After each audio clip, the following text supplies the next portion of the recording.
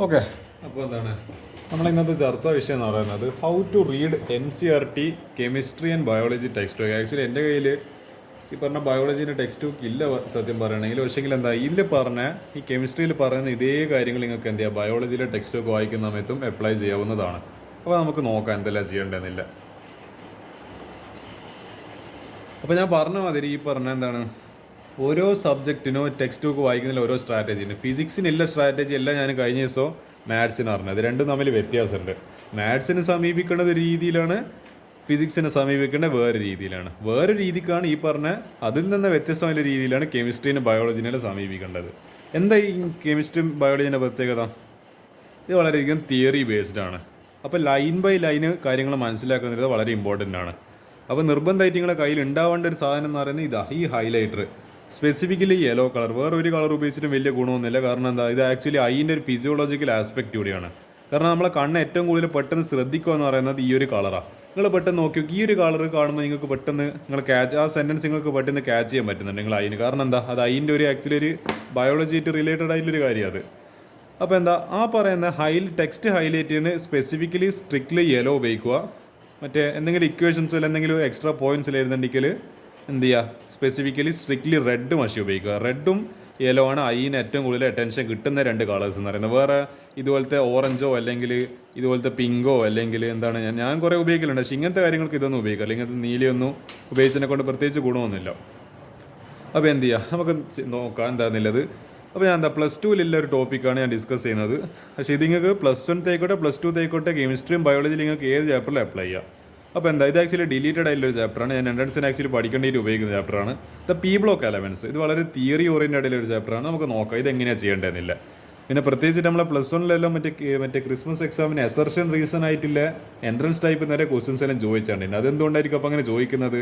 നിങ്ങൾ NCERT text book വായിച്ചിട്ടില്ലെങ്കിൽ നിങ്ങൾക്ക് പണി കിട്ടുന്നില്ല എൻ്റെ ഒരു സൂചനയാണ് അത്. കാരണം അത് ടെക്സ്റ്റ് ബുക്ക് കൃത്യമായിട്ട് വായിക്കുന്ന ഒരാൾക്ക് അങ്ങനത്തെ ക്വസ്റ്റൻസിൽ ആൻസർ ചെയ്യാൻ വേണ്ടി പറ്റും.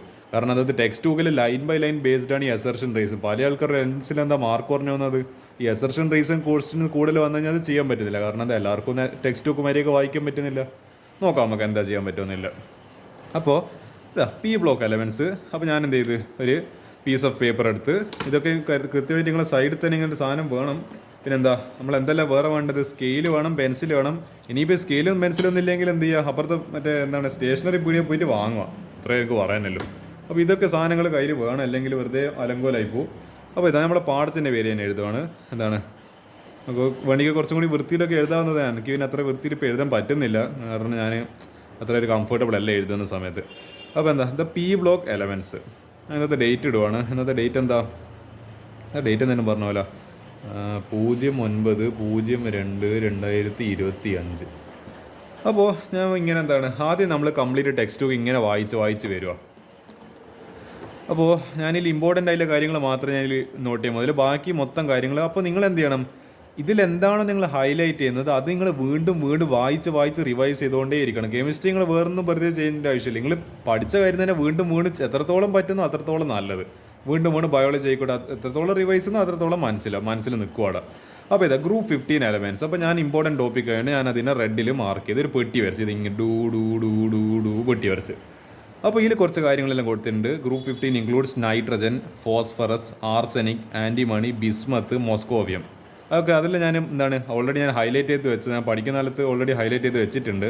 ഇത് കണ്ട ഇവിടെ ഞാൻ ആക്ച്വലി ഇതുമായിട്ട് ബന്ധപ്പെട്ട തിയറി എഴുതേണ്ടിയിട്ട് ഞാനിവിടെ എക്സ്ട്രാ പോയിൻ്റ് ആയിട്ട് അപ്പോൾ ഇവരിങ്ങനെ ഒരു സെൻറ്റൻസ് കൊടുത്തിട്ടാണ്. അപ്പോൾ ഞാനിതിനെ ഷോർട്ടാക്കിയിട്ട് സോഡിയം നൈട്രേറ്റ്, അതിനെ പറയുന്ന വേറൊരു കോമൺ നെയിമാണ് ചിലെ സാൾട്ട് പീറ്റർ. അതേപോലെ പൊട്ടാഷ്യം നൈട്രേറ്റ്, അതിനെ പറയുന്ന വേറൊരു കോമൺ നെയിമാണ് Indian saltpetre. Proteins in animals and plants equal nitrogen. അപ്പോൾ ആനിമൽസിലും പ്രോട്ടീൻസിലും നൈട്രജൻ എന്താ പ്രോട്ടീനാണ്, മറ്റേ നൈട്രജനാണ്. അപ്പോൾ അതായത് ആനിമൽസിലും പ്രോട്ടീനിലെ എന്ന് പറയുന്നത് ആനിമൽസിലും പ്ലാന്റ്സിലെ പ്രോട്ടീൻ്റെ പറയുന്ന പേരാണ് നൈട്രജൻ എന്ന് പറയുന്നത്. അപ്പോൾ ഇങ്ങനെ ഞാൻ എന്ത് ചെയ്തിട്ടുണ്ട്, ഇത് ആക്ച്വലി നിങ്ങൾ ബയോളജിയിൽ നിങ്ങൾ ചെയ്തു വരുന്നുണ്ട്. നിങ്ങൾ സൈഡിൽ ഇങ്ങനെ കുറച്ച് സ്പേസ് എല്ലാം കിട്ടും. അവിടെ ഇവിടെയും അവിടെയെല്ലാം എന്ത് ചെയ്യുക, ഇതായിട്ട് ബന്ധപ്പെട്ട കാര്യങ്ങൾ വളരെ ഷോർട്ടായിട്ട് എഴുതാൻ വേണ്ടി ശ്രമിക്കുക. അപ്പോൾ ഞാൻ അതിലെല്ലാം ഇങ്ങനെ ഓരോന്ന് എഴുതി വന്ന അപ്പറ്റൈറ്റ് ഫാമിലി എന്തെങ്കിലും കാണുന്നുണ്ട്, ഫോസ്ഫേറ്റ് റോക്സ്, ലിവിങ് സെൽ. അപ്പോൾ ഞാനതിൽ ഷോർട്ടാക്കി ഇത് ഞാൻ ഓരോ പാരഗ്രാഫായിട്ട് ഷോർട്ടാക്കി വരികയോ ചെയ്യുക. അപ്പോൾ ഈ പാരഗ്രാഫിൻ്റെ കാര്യങ്ങളാണ് ഇവിടെ ഏറ്റവും ഇമ്പോർട്ടൻ്റ് ആയിട്ടില്ല. ഇത് റെഡോൺ ഈസ് ഹൈലി അൺസ്റ്റേബിൾ. അതിന് എത്ര ആറ്റോമിക് മാസ് എത്ര തന്നിട്ടുണ്ട്, ആറ്റോമിക് നമ്പർ എത്ര തന്നിട്ടുണ്ട്. പിന്നെ അടുത്തത് ഇലക്ട്രോണിക് കോൺഫിഗറേഷൻ, പിന്നെ ആറ്റോമിക് ആൻഡ് അയോണിക് റേഡിയ, അയോണൈസേഷൻ എന്തായാലും ഇതെല്ലാം പറഞ്ഞ് കൊടുത്തിട്ടുണ്ട്. അപ്പോൾ ഇതിൽ എന്തെങ്കിലും എക്സെപ്ഷൻ ഉണ്ട്, ഇത് എക്സെപ്ഷൻ എന്നും പറഞ്ഞിട്ട് ഞാനിവിടെ എക്സ്ക്ലമേഷൻ മാർക്കിൽ മാർക്ക് ചെയ്തിട്ടുണ്ട്. പിന്നെ അതിൻ്റെ ബന്ധപ്പെട്ട കാര്യങ്ങൾ എഴുതേണ്ടി down the group size increases, പിന്നെ എന്താ ഈ പറഞ്ഞ അതിൻ്റെ ഇതെന്ന് subshell electronic configuration equal to എന്താണ് NS2 NP3. ഗ്രൂപ്പ് 15 കേസാണ്. ഗ്രൂപ്പ് 15 കേസിൽ അത് പി ബ്ലോക്ക് എലമെൻ്റ് ആയതുകൊണ്ട് തന്നെ അതിൻ്റെ സബ്ഷൽ ഇലക്ട്രോണിക് കോൺഫിഗറേഷൻ വരുന്നത് NS2 NP3 ആണ്. കാരണം 5 ഇലക്ട്രോൺസ് ബാലൻസ് ആയിട്ട് ഉണ്ടാവുക. അപ്പോൾ അങ്ങനെയൊക്കെയാണ് ഇതിൻ്റെ കാര്യങ്ങൾ എഴുതിയിരുന്നത്. അപ്പോൾ അയണൈസേഷൻ എനർജി ഈ inversely proportional size, order of successive ionisation enthalpy എന്നെല്ലാം പറഞ്ഞിട്ട്. അപ്പോൾ ഇങ്ങനെ എന്ത് ചെയ്യുക, നിങ്ങൾ റെഡും മറ്റേ യെലോവും മാറി മാറിയിട്ട് ഉപയോഗിച്ചിട്ട് എന്ത് ചെയ്യുക, ഈ ടെക്സ്റ്റ് ബുക്ക് മൊത്തം ഫില്ലായിക്കോളുക. അത് കാണുമ്പോൾ തന്നെ എന്താ പറയേണ്ടത്, നിങ്ങൾ അപ്പോൾ ഓരോ പ്രാവശ്യം ടെക്സ്റ്റ് ബുക്ക് റിവൈസ് ചെയ്യുന്ന സമയത്ത് ഇതെല്ലാം വായിക്കേണ്ടത്, ഇതായിരിക്കും നിങ്ങൾ വായിക്കേണ്ടത്. ഇവിടെ കാണുന്നുണ്ട് അത് ഈ സാധനം ഇത്.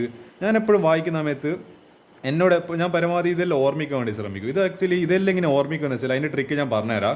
ഞാൻ പറഞ്ഞിട്ടുണ്ടായിരുന്നു തിയറി ഓഫ് ആക്റ്റീവ് റീകോൾ, അതെങ്ങനെയാണെന്ന് ഞാൻ പറഞ്ഞുതരാം. പക്ഷേങ്കിൽ എന്താണ് ഈ പറഞ്ഞ ഡൗൺ ദ ഗ്രൂപ്പ്, അതായത് എന്താണ് വളരെ എന്നോട് പെട്ടെന്ന് മറന്നു പോകാൻ ചാൻസ് ഇല്ല കാര്യം. ഞാൻ എന്താണ് വളരെ ഇമ്പോർട്ടൻ്റ് ആയിട്ടുള്ള കാര്യങ്ങൾ അവിടെ സൈഡിൽ എഴുതി വെക്കും. അത് തന്നെ ഞാൻ വീണ്ടും നോക്കുമ്പോൾ ഇമ്പോർട്ടൻ്റ് ആയിട്ടുള്ള കാര്യങ്ങൾ അവിടെ റിവൈസ് ആയി. അപ്പോൾ ഇതാണ് ഓരോ പേജിൽ ഞാനിങ്ങനെ ഇതാക്കും. ഇവിടെ എന്തെല്ലാം കുറേ എഴുതി വെച്ചിട്ടുണ്ട്. അത് അടുത്ത പേജിലും കുറേ കാര്യങ്ങളെല്ലാം ഇങ്ങനെ ജപജപാന്ന് എഴുതി വെച്ചിട്ടുണ്ട്. അപ്പോൾ ഇത് കുറച്ച് പണിയുണ്ട്, പക്ഷേ നിങ്ങൾ എഫേർട്ട് ഇട്ട് കഴിഞ്ഞാൽ കാര്യം നടക്കും. ഞാൻ ഇതെന്ന് പറയുന്നത് എത്രയോ ദിവസങ്ങൾ ആഴ്ചകൾ എടുത്തിട്ടാണ് ഇത് എഴുതി തീർത്തത്. അതുകൊണ്ട് എളുപ്പത്തിൽ തീരുന്നൊന്നും വിചാരിക്കൊന്നും വേണ്ട. അപ്പോൾ നിങ്ങൾക്കറിയില്ല ഇപ്പോൾ പണി പെട്ടെന്ന് തുടങ്ങിക്കൂടാ. അപ്പോൾ ഞാൻ എന്താ ചെയ്യാൻ പോകുന്നത്, തിയറി ഓഫ് ആക്റ്റീവ് റീകോൾ. നമ്മൾ വെറുതെ ഇതിങ്ങനെ നോക്കി ബൈ ഹാർട്ടായിട്ട് കോപ്പി അടിച്ചിട്ട് എഴുതാനല്ല പണി. ഞാനെന്താ ചെയ്യാൻ പോകുന്നത് വെച്ചാൽ തിയറി ഓഫ് ആക്റ്റീവ് റീകോൾ. ആദ്യം ഞാൻ ഈ ഒരു സെൻറ്റൻസ്, ഈ ഒരു പാരഗ്രാഫ് വായിച്ച്, as we go down the group there is a shift from non metallic to metallic character through metalloid character. Nitrogen and phosphorus are non-metals. Arsenic and antimony metalloids. Bismuth and moscovium are typical metals. ഞാൻ എന്ത് ചെയ്ത് ഈ പറഞ്ഞ ഇതെല്ലാം വായിച്ച ശേഷം nitrogen phosphorus are non metal, arsenic and antimony are metalloid, bismuth and moscovium are typical metals. ഞാൻ ഈ പറഞ്ഞ കിതാബ് പൂട്ടി വെച്ച് എന്നിട്ട് അവിടെ സൈഡിൽ വെച്ച് ഇനി ഞാൻ എൻ്റെ ബ്രെയിനിനെ ഫോർസ് ചെയ്യിപ്പിക്കാൻ പോവാം. എങ്ങനെയാ theory of active recall. We force the brain to recall that information. അപ്പോൾ ഞാൻ പഠിച്ച കാര്യം അത് ബുക്ക് നോക്കാണ്ട് ഞാൻ ഇനി എഴുതാൻ വേണ്ടി ശ്രമിക്കണം. അപ്പോൾ നോക്കാം എനിക്ക് എത്രത്തോളം ഞാൻ പഠിച്ച കാര്യം പെട്ടെന്ന് ഓർമ്മിക്കാൻ പറ്റുന്നുണ്ടോ നോക്കാം. അപ്പോൾ നമ്മളെന്തായാലും തുടക്കത്തിൽ പഠിച്ചിരിക്കുന്ന നൈട്രജൻ എന്താണ്, നുണ പറഞ്ഞ അശ്വതി സാമ്പാറിൽ വീണു. ഓക്കെ, ഇങ്ങനെ ഞാൻ ആക്ച്വലി അതൊരു എന്താണ് എൻ്റെ ഒരു കോഡാണ്. നുണ പറഞ്ഞ അശ്വതി സാമ്പാറിൽ വീണത്. ഇങ്ങനെ ഞാൻ എന്താണ് ഗ്രൂപ്പ് 15 ഓർമ്മിക്കൽ. അപ്പോൾ ഗ്രൂപ്പ് 15 ഓക്കെ, ഇത് ഗ്രൂപ്പ് 15 ആയി. ഇനി അതുമായിട്ട് ബന്ധപ്പെട്ട കാര്യങ്ങൾ എന്തല്ല ഞങ്ങൾക്ക് എന്തെങ്കിലും ഓർമ്മ കിട്ടുന്നത്, ഇതിപ്പോൾ നൈട്രജനോ ഫോസ്ഫറസ് എന്ന് പറയുന്നത് എന്താ ഈ പറഞ്ഞ എന്തിനാണ് മറ്റേ നോൺ മെറ്റൽസ് എന്ന് പറയുന്നത്, നോൺ മെറ്റൽസ്. അതേപോലെ അതിൽ പഠിക്കുന്ന അടുത്ത രണ്ടാൾക്കാർ, അതായത് ഈ ഇത് ആൻറ്റിമണിയോ ഇതല്ല സോറി ഇത് ഇതെന്താണ് സാധനം, മറ്റേ ആൻറ്റിമണി ഇതാന്ന് തോന്നുന്നു. ആൻറ്റിമണി ഇതെന്താണ് സാധനം എനിക്ക് പേര് ഓർമ്മ കിട്ടുന്നില്ല. ഈ പറഞ്ഞ എസും SBയും ഇതിലേതൊന്ന് ആൻറ്റിമണിയാണ്. ഇത് സോറി എന്നോട് മാറിപ്പോൾ ആർസനിക്കും ആൻറ്റിമണി. അപ്പോൾ എന്താ അത് മെറ്റലോയിഡ്സ് ആണ്. അപ്പോൾ എനിക്കത് ഓർമ്മയാണ് മെറ്റലോയിഡ്സ്. ഓക്കെ, ഞാൻ എന്ന് പറയുന്നത് നോട്ട് ബുക്ക് ഒന്ന് ഇതിപ്പോഴും ഇവിടെ പൂട്ടിയിട്ട് തന്നെയാണല്ലോ, ഞാൻ തുറന്നിട്ടൊന്നുമില്ല. ഇങ്ങനെ എൻ്റെ മനസ്സിൽ നിങ്ങൾ റീകോൾ ചെയ്യുക. അടുത്തത് ഈ പറഞ്ഞ ബിസ്മത്തും മോസ്കോവി എന്നെല്ലാം പറയുന്നത് ടിപ്പിക്കൽ മെറ്റൽസ് ആണ്. Okay, typical metals. അപ്പോൾ ഇങ്ങനെ വേണം നിങ്ങൾ ബ്രെയിനിനെ ഫോർസ് ചെയ്യിപ്പിക്കാൻ. അപ്പോൾ ബ്രെയിൻ എന്ത് ചെയ്യും, കൂടുതലാണ് പറഞ്ഞ് നമ്മൾ എന്താണോ വായിച്ചത് ആ സാധനം കൂടുതൽ മനസ്സിൽ സ്ട്രോങ് ആകും. കാരണം നമ്മളെ ബ്രെയിനിനെ കൂടെ പണിയെടുപ്പിക്കുകയാണ്. We are making that lazy brain work. അപ്പോൾ ഈ കാര്യം ഇവിടെ നടക്കൂടാ. അപ്പോൾ എനിക്ക് ഇത്ര കാര്യങ്ങൾ എനിക്ക് ഓർമ്മയില്ല. എൻ്റെ വേറെ ഒന്നും കാര്യമായിട്ട് പറഞ്ഞില്ല, ഇത്രയല്ലേ മെയിനായിട്ടുള്ള പോയിന്റ്സ്. അപ്പോൾ മെയിനായിട്ട് വേണ്ട കാര്യങ്ങളെല്ലാം ഞാനതിൽ എഴുതിയിട്ടുണ്ട്. നമുക്കൊന്നും കൂടി നോക്കി നോക്കാം. അപ്പോൾ അവിടെ എടുപ്പ് എന്തൊക്കെയോ പറഞ്ഞിട്ടുണ്ട്. ഞാൻ നൈട്രജൻ ഉണ്ട്, ഫോസ്ഫറസ് ഉണ്ട്, ആർസനിക് ഉണ്ട്, ആൻറ്റിമണി ഉണ്ട്, ബിസ്മത്ത് ഉണ്ട്, മോസ്കോ ഉണ്ട്. അത് ഞാൻ എഴുതി. പിന്നെന്താ nitrogen and phosphorus are non metals, arsenic and antimony metalloids, bismuth and moscovium typical metals. Perfect ആണല്ലോ. ഓൾമോസ്റ്റ് എല്ലാ കാര്യങ്ങളും വന്നിട്ടുണ്ടല്ലോ ഇതിൽ. ആക്ച്വലി എനിക്കിത് പെട്ടെന്ന് ചെയ്യാൻ പറ്റുന്നില്ല. ഞാൻ വളരെ കുറേ കാലത്തെ ഇയേഴ്സ് ഓഫ് എക്സ്പീരിയൻസിലാണ് ഇത് ആക്ച്വലി ഇത്ര എളുപ്പത്തിൽ ചെയ്യുന്നത്. എൻ്റെ മെമ്മറിയിൽ അത് ഇപ്പോൾ ഓൾറെഡി ടക്കേ എന്ന് പറഞ്ഞിട്ടുണ്ട് ഓൾറെഡി. അതുകൊണ്ട് എനിക്ക് പെട്ടെന്ന് വായിക്കുമ്പോൾ തന്നെ അത് പെട്ടെന്ന് റീകോൾ. നിങ്ങൾക്ക് ചിലപ്പോൾ തുടക്കത്തിൽ അങ്ങനെ പറ്റണമെന്നില്ല. മെല്ലെ ഏടിയാണോ നിങ്ങൾക്ക് എന്തോന്ന് മറന്നു വന്നത് അന്നേരം ബുക്ക് തുറക്കുക, നോക്കുക, എന്നിട്ട് അത് കമ്പയർ ചെയ്യുക, എന്നിട്ട് വീണ്ടും അത് എഴുതി ചേർക്കുക. നിങ്ങൾ ചെയ്യേണ്ട വേറൊരു കാര്യം എന്ന് പറയുന്നത് ഈ പറഞ്ഞ നിങ്ങൾ ഇതിലിപ്പോൾ കുറച്ച് തിയറി എഴുതി, എന്നിട്ട് ഇതിൻ്റെ ബാക്ക് സൈഡ് എടുത്തിട്ട് ഈ സാധനം ഇങ്ങനെ മടക്കുക. എന്നിട്ട് ഞാൻ പറഞ്ഞുതരാം, മടക്കിയിട്ട് നിങ്ങൾ എന്ത് ചെയ്യണം, ഈ തിയറി സ്ട്രോങ് ആക്കണം. ഇതിപ്പോൾ ബയോളജിയിൽ ആപ്ലിക്കബിൾ ആണ്. ബയോളജിയിൽ നിങ്ങൾ എന്ത് ചെയ്യുക, നിങ്ങൾ തന്നെ സ്വയം കുറച്ച് ക്വസ്റ്റ്യൻസ് ഉണ്ടാക്കുക. ക്വസ്റ്റ്യൻസ് എന്നും പറഞ്ഞിട്ട് എന്ത് ചെയ്യുക, ഞാൻ സ്വയം ഒരു ക്വസ്റ്റ്യൻ ഉണ്ടാക്കി. എന്താ വാട്ട് ടൈപ്പ് ഓഫ് ഈ പറഞ്ഞ മെറ്റൽസ് ആർ എന്താണ് ബിസ്മത്ത് ആൻഡ് മോസ്കോവിയം. അപ്പോൾ ഇതിപ്പോൾ എന്താണ്, ഞാൻ വേറെ ഒരു ആൾക്കും വേണ്ടി കാത്തുന്നില്ല, ഞാൻ തന്നെ സ്വയം ഉണ്ടാക്കി ക്വസ്റ്റ്യൻ. ഇപ്പം ഞാൻ ഇതിന് ആൻസർ ചെയ്യാൻ ബാധ്യസ്ഥനാണല്ലോ. ഇതെന്താ സാധനം, ബിസ്മത്ത് മോസ്കോവിയം. അപ്പോൾ എന്ത് തരം മെറ്റൽസ് ആണ്? ടിപ്പിക്കൽ മെറ്റൽസ് ആണ്. നോൺ മെറ്റൽസ് ഉണ്ട്, മെറ്റലോയിഡ്സ് ഉണ്ട്, പിന്നെ വെറും മെറ്റൽസ് ഉണ്ട്, ടിപ്പിക്കൽ മെറ്റൽസ്. വേറൊരു ക്വസ്റ്റ്യൻസ് ഫ്രെയിം ചെയ്യാമല്ലോ. ഈ പറഞ്ഞ right all the elements of ഏത് എലമെൻറ്റ്സ് ഓഫ് ഗ്രൂപ്പ് 15. ഓക്കെ, ഇത് അടുത്തൊരു ക്വസ്റ്റ്യൻ. ഇനി അത് ഞാൻ ഇങ്ങനെ ഓർഡറിൽ ഓരോന്നായിട്ട് എഴുതണോ? അപ്പോൾ എന്തല്ല, നൈട്രജൻ നുണ പറഞ്ഞ് അശ്വതി സാമ്പാറിൽ വീണു മോസ്കോവിയം. അപ്പോൾ എളുപ്പമല്ലോ. ഇതാ ഒരു ക്വസ്റ്റ്യൻ ആൻസറായി, 2 ക്വസ്റ്റ്യൻ ആൻസറായി. This is called actually theory of active recall. ഈ ക്വസ്റ്റ്യൻസ് നിങ്ങൾ തന്നെ സ്വയം ഉണ്ടാക്കുക, നിങ്ങൾ തന്നെ അതിന് ആൻസർ ചെയ്യാൻ വേണ്ടി ശ്രമിക്കുക. വെറുതെ തിയറി വായിക്കുന്നതിന് പകരം ഇങ്ങനെയുള്ള ഇൻട്രസ്റ്റിംഗ് അല്ലേ കുറേ ക്വസ്റ്റ്യൻസ് ഉണ്ടാക്കുക. തിയറി ഓഫ് ആക്റ്റീവ് റീകോൾ അല്ലേ, okay, theory of active recall. ഇങ്ങനെ തന്നെ കുറേ ക്വസ്റ്റ്യൻസ് നിങ്ങൾ തന്നെ ഉണ്ടാക്കുക, ഇതിനുള്ള ആൻസർ നിങ്ങൾ തന്നെ പറയാൻ വേണ്ടി ശ്രമിക്കുക. അപ്പോൾ എന്താ, ബ്രെയിനിന് കൂടുതൽ പണിയെടുക്കേണ്ടി വരും.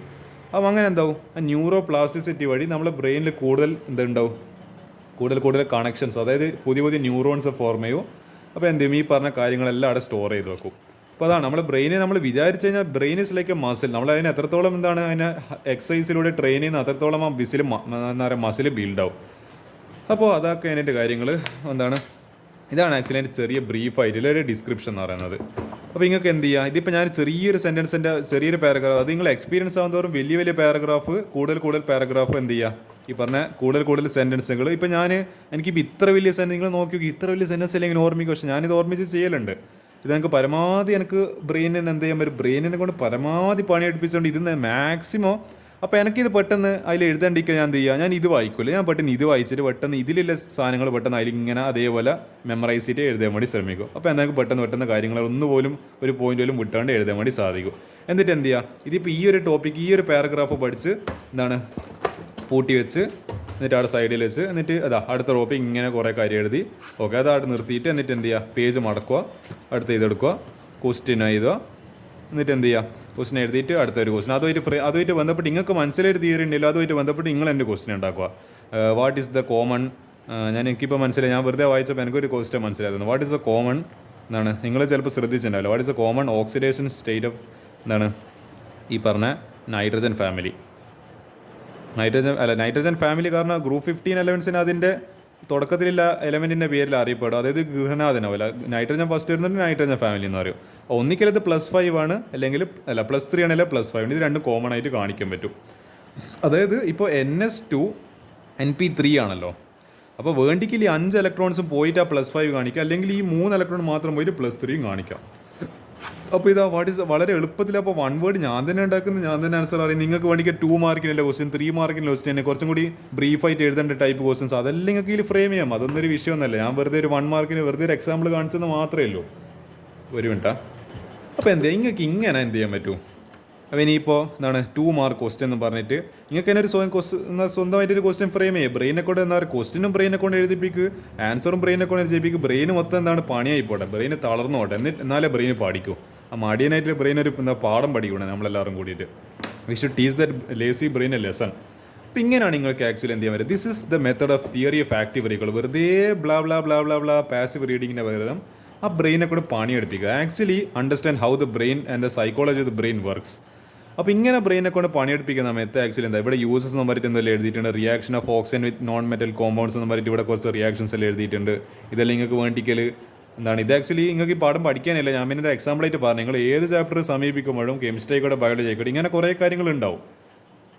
അതൊക്കെ എന്ത് ചെയ്യുക, ഈ പറഞ്ഞ ഈ തിയറി അപ്പോൾ അങ്ങനെ തന്നെ സ്ട്രോങ് ആയിട്ട് വരും. അപ്പോൾ എനിക്ക് ആക്ച്വലി ഇതേപോലത്തെ കുറേ റിവിഷൻ ഷീറ്റ്സ് എന്ന് പറഞ്ഞിട്ട് ഈ ഒരു നീല കളറിലില്ല, അതായത് ഇവിടെ നിങ്ങൾ കാണുന്നുണ്ട്, ഒരു നീല കളറിൽ നിങ്ങൾ കാണുന്നുണ്ടോ അല്ലേ, ഈ ഒരു നീല കളറിലില്ല കുറേ കളർഫുള്ളായില്ല പേപ്പറിലെല്ലാം എഴുതിയ കുറേ അതൊന്നും ഇപ്പോൾ വേടി ഞാൻ വെച്ചില്ല, കാണുന്നില്ല അതൊന്നും.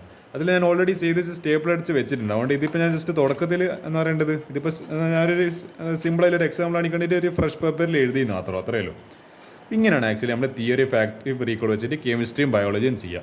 അപ്പോൾ ഇത് മനസ്സിലാക്കുക, മെത്തേഡ് മനസ്സിലാക്കുക. തിയറി ഓഫ് ആക്റ്റീവ് റീകോൾ ഇത് വെച്ചിട്ട് നിങ്ങൾക്ക് ബയോളജിയും കെമിസ്ട്രിയും എളുപ്പത്തിൽ റിവൈസ് ചെയ്യാൻ വേണ്ടി പറ്റും. This is the best method to revise lengthy എന്താണ് theory chapters lengthy theory subjects like biology and chemistry line by line word by word letter by letter sentence by sentence